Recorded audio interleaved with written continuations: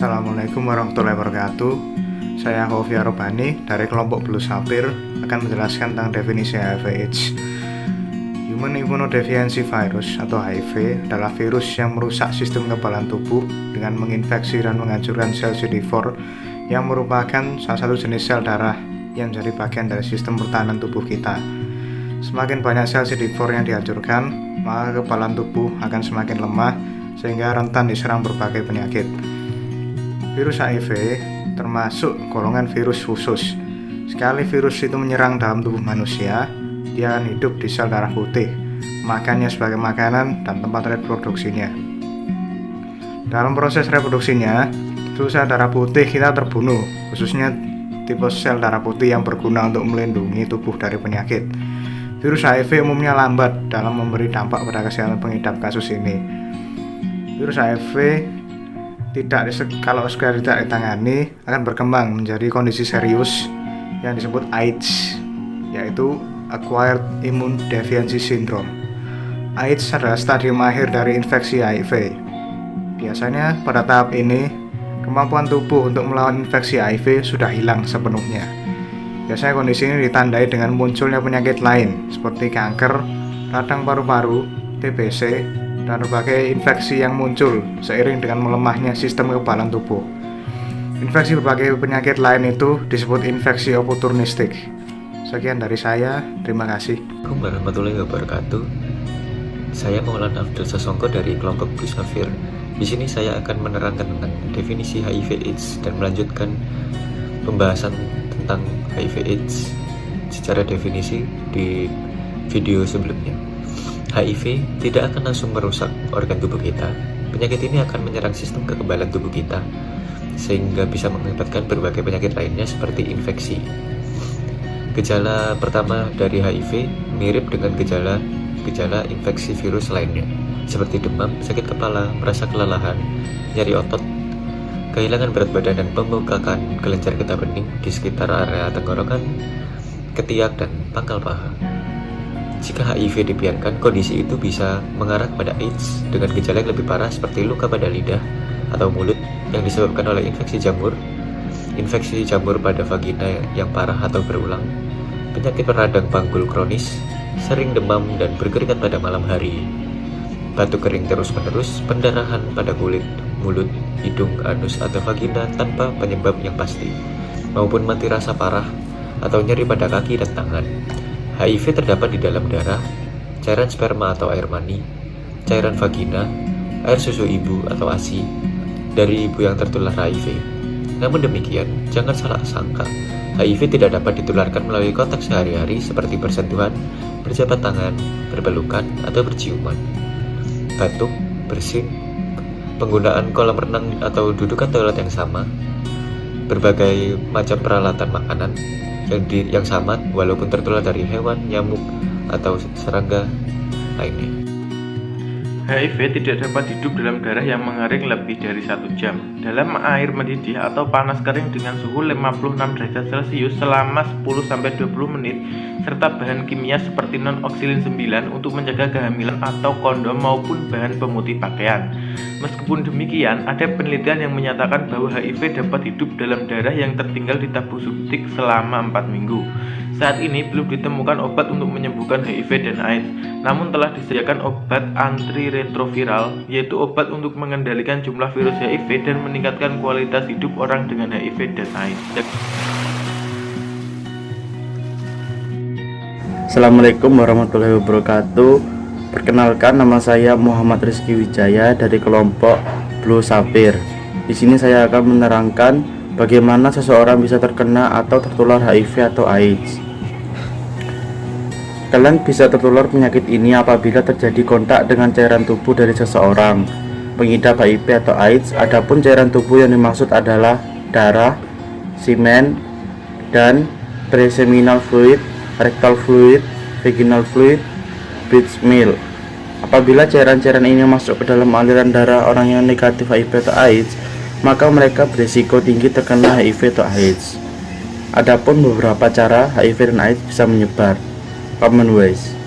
1. Melakukan hubungan intim tanpa proteksi akan menyebabkan semakin mudahnya terjadi bodily fluid exchange yang dapat menyebabkan penyebaran virus ke aliran darah. 2. Saling bertukar jarum suntik dengan seseorang pengidap HIV atau AIDS.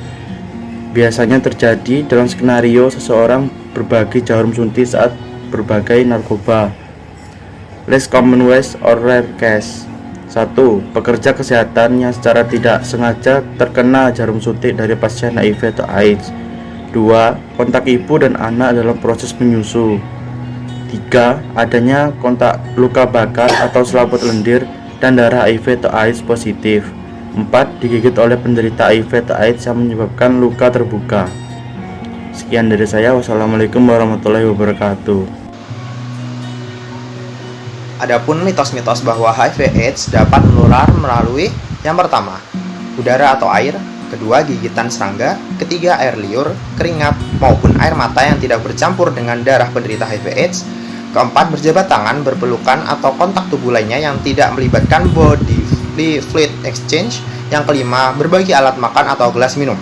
Kategori-kategori di atas tidaklah menyebabkan penyebaran HIV atau AIDS selama tidak adanya kontak bodily fluids yang meliputi darah atau cairan dari organ produksi, maka HIV/AIDS tidak dapat tersebar.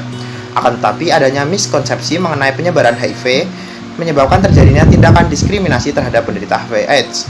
Hal ini dikarenakan karena adanya stigma-stigma yang menyebabkan seseorang menjauhi bahkan mengucilkan penderita HIV/AIDS. Contohnya, ada yang menganggap apabila kalian berjabat tangan dengan seseorang yang HIV/AIDS, maka Anda akan terkena penyakit tersebut. Akibatnya, hal ini menyebabkan adanya stereotip negatif bagi penderita HIV/AIDS dan menyebabkan mereka terisolasi secara sosial. Jadi, perlu sekali adanya edukasi maupun sosialisasi mengenai hal-hal seperti ini untuk mencegah terjadinya diskriminasi terhadap penderita HIV/AIDS dan lebih memahami bagaimana HIV/AIDS bisa menyebar seperti sebelumnya.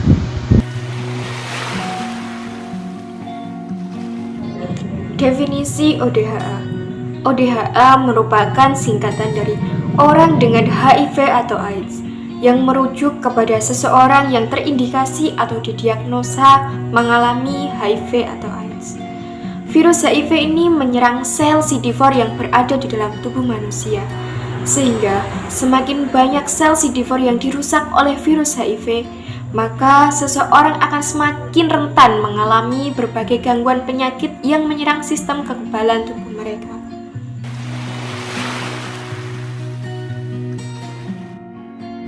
Orang dengan HIV atau AIDS akan mengalami berbagai reaksi yang berbeda. Di antaranya adalah stres, kecemasan yang berlebihan, frustasi, penyangkalan, kemarahan, serta ketidakpastian dengan adaptasi terhadap penyakit HIV atau AIDS. Orang dengan HIV atau AIDS sangat membutuhkan dukungan moral dari lingkungan sekitarnya. Menurut penelitian, mengatakan bahwa orang dengan HIV atau AIDS mengalami berbagai permasalahan di dalam hidupnya. Di antaranya adalah permasalahan psikologis. Permasalahan psikologis yang timbul di antaranya adalah depresi, gangguan kognitif, psikologis, tidak ada harapan dan putus asa, merasa bersalah, malu, harga diri yang rendah, kehilangan kontrol, kehilangan ingatan, tidak bertenaga, depresi, dan berbagai hal yang terjadi pada mereka yang merujuk pada kekurangan dukungan moral dari lingkungan sekitarnya. Permasalahan sosial yang sering timbul pada ODA adalah seperti bentuk diskriminasi, stigmatisasi, perceraian, pemberhentian dari pekerjaan, beban finansial yang harus ditanggung oleh ODA, serta dijauhi oleh kerabat dekat karena ODA berhubungan dengan penyakit HIV/AIDS yang menyebabkan stigma semua orang yang berwujud terhadap hal-hal negatif. ODA akan menghindari orang lain karena takut jika menularkan penyakit yang di tengah dideritanya. Selain itu, para ODA sulit untuk membangun sebuah hubungan dan sebuah keluarga serta mengembangkan rasa kepercayaan dan kedekatan dengan orang lain. 3. Permasalahan biologis. Permasalahan biologis yang dialami ODA adalah berupa infeksi opportunistik, gejala simptomatik yang berhubungan dengan AIDS, efek samping dari obat ARV, serta sindrom pemulihan kekebalan tubuh. Hingga kini, pengidap HIV/AIDS akan dipandang sebelah mata oleh masyarakat akibat dianggap memiliki kebiasaan berganti pasangan dan rentan dengan penggunaan obat terlarang. 4. Permasalahan fisik. Permasalahan fisik yang biasa dialami oleh ODA adalah penurunan dan kenaikan berat badan secara berlebihan, berkurangnya selera makan, berubahnya penampilan, dan terkena beberapa penyakit seiring berkurangnya jumlah CD4 dalam tubuh disebabkan oleh HIV. Oda memiliki otoritas terhadap dirinya sendiri. Dalam penderitaan, Oda berhak memilih sikap terhadap penderitaannya. Saya, Lintang Maharani Winarto dari Fakultas Vokasi Prodi Manajemen Perbankan akan melanjutkan tentang cara merangkul Oda. Cara merangkul Oda yang pertama yaitu melakukan edukasi kepada masyarakat. Melakukan edukasi ini yaitu memberitahukan masyarakat akan bagaimana penyebaran HIV/AIDS tersebut. Edukasi ini bisa dilakukan dengan sosialisasi atau penyuluhan kepada masyarakat. Edukasi atau penyuluhan ini dapat dilakukan oleh berbagai kalangan, yaitu petugas puskesmas, petugas kesehatan, ataupun mahasiswa seperti UKM Mapanza.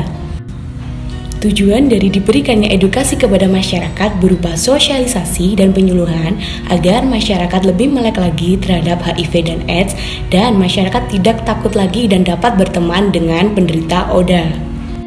Diharapkan juga masyarakat lebih memahami apa itu tentang penyakit HIV atau AIDS dan juga lebih paham tentang masalah-masalah terkini tentang HIV atau AIDS.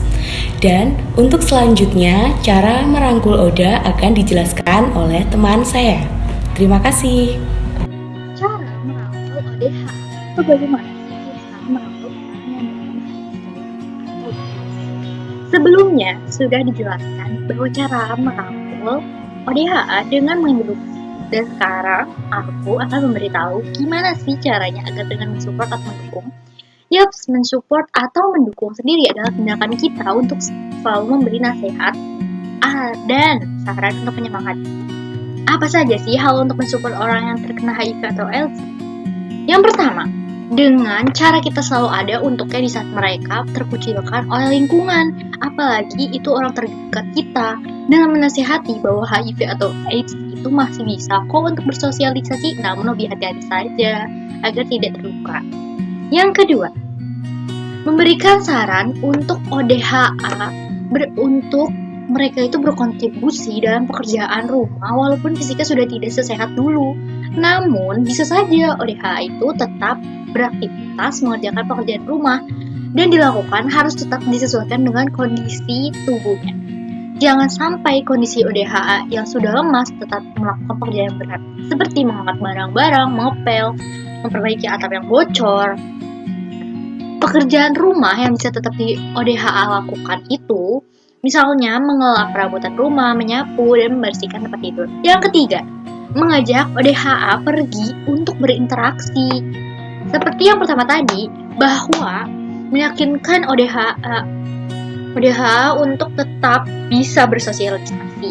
Seperti kumpul dengan teman-teman, arisan, menonton film, datang ke acara pernikahan, menjadi relawan, dan lain-lain. Agar mereka tak merasa dikucilkan. Ini penting loh, agar ODHA merasa dihargai dan tidak minder karena terbiasa berjumpa dan berinteraksi dengan orang banyak. Yang keempat, memahami cerita ODHA. Nah, dengan kita memahami cerita ODHA, itu Anda semakin tahu bahwa yang mesti dilakukan mencegah penularan HIV atau AIDS. Selain itu, kita pun bisa menginspirasi orang lain di luar sana untuk tetap berteman dengan ODHA karena penularan HIV atau AIDS antar manusia tidak segampang yang dibayangkan. Butuh adanya transfer cairan tubuh terlebih dahulu, seperti kontak langsung, darah, ASI, sperma, dan cairan vagina untuk bisa tertular penyakit mematikan tersebut. Ya, jangan lupa ya untuk selalu mendukung orang terdekat ataupun orang lain yang terkena HIV atau AIDS karena dukunganmu itu sangat berarti. Sampai sini dulu ya penjelasannya tentang merangkul ODHA dengan mendukungnya. Terima kasih. Cara mencegah HIV atau AIDS. Meskipun kita ketahui bahwa penyakit ini tergolong penyakit yang mematikan, akan tetapi setidaknya penularan HIV ini bisa kita cegah loh. Nah, beberapa tips sederhana untuk mencegah HIV. Yang pertama, hindari penggunaan narkoba. Yang kedua, jangan menjadi pendonor darah apabila Anda positif HIV. Yang ketiga, terapkan praktik seks yang aman. Yang keempat, sunat pada pria. Yang kelima, hindari kontak dengan darah. Yang keenam, tes HIV secara rutin dan berkala. Yang ketujuh, apabila ibu hamil ini mengidap HIV, ada baiknya untuk didiskusikan kepada dokter. Kedelapan, lakukan profilaksis pasca pajanan atau PEP. Yang kesembilan, jujur pada pasangan. Nah, jadi langkah-langkah dan pendekatan gender dalam pencegahan dan penanggulangan HIV dan AIDS yang dilakukan antara lain membuat pencatatan dan pelaporan tentang HIV dan AIDS secara terpilah menurut jenis kelamin, umur, dan lain-lain, dan menggunakan pendekatan kebijakan berbasis data atau bukti atau evidence-based approach dalam pencegahan dan penanggulangan HIV dan AIDS.